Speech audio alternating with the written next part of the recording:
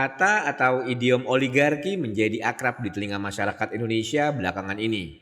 Oligarki berasal dari bahasa Yunani, oligarkia, adalah bentuk pemerintahan yang kekuasaan politiknya secara efektif dipegang oleh kelompok elit kecil dari masyarakat. Kelompok kecil elit itu cukup berpengaruh untuk menggerakkan pemerintahan dan distratifikasi berdasarkan kekayaan, keluarga, atau kelompok militer. Seperti di Uni Soviet contohnya, saat rezim Stalin berkuasa, hanya anggota Partai Komunis yang mendukung birokrasisasi Stalin saja dapat memegang jabatan pemerintahan. Atau di Afrika Selatan sebelum 1994,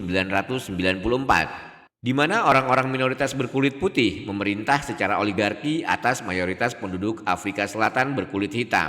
Ketika itu, orang kulit hitam benar-benar disingkirkan dan didiskriminasi dengan berbagai cara. Politik macam itu disebut sebagai politik apartheid. Di Indonesia, oligarki seperti bayang-bayang hitam. Mereka tidak secara langsung menunjukkan eksistensinya, tapi wujudnya dapat dirasakan. Misalnya dengan hanya segelintir orang yang mendapatkan kue pembangunan atau keuntungan material dari pihak penguasa. Belum lagi persoalan mengenai oligarki yang dirasa sudah mulai menjalar ke sistem pemilihan, baik itu pemilu legislatif maupun pemilu presiden.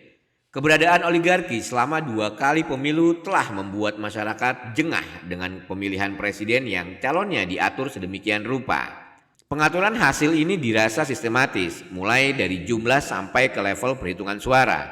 Menurut Direktur Politikal dan Public Policy Study P3S Jerry Masi, oligarki memiliki kemiripan dengan mafia pengatur skor di pertandingan sepak bola. Dalam sepak bola tanah air ada mafia pengatur skor pertandingan. Dalam pilpres pun ada mereka, oligarki yang memainkan dramanya. Salah satu bentuk pengaturan yang dilakukan oligarki di pilpres menurut Jerry terlihat dari capres yang dimunculkan. Tidak memiliki kompetensi tapi memiliki elektabilitas yang tinggi. Yang lemah dan tak punya anggaran tapi populer pasti direkrut. Menurut Jerry, ada semacam deal politik saat si capres boneka akan dibayar oligarki maju di pilpres.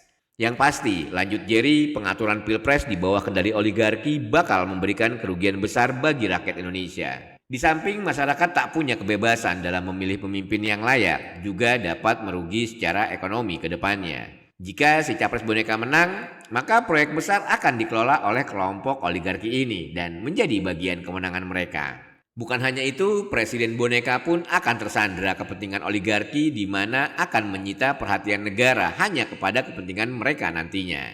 Karena itu, masyarakat harus cerdas, memilah dan memilih calon presiden mana yang bebas dari kepentingan oligarki agar tidak dipimpin oleh presiden boneka.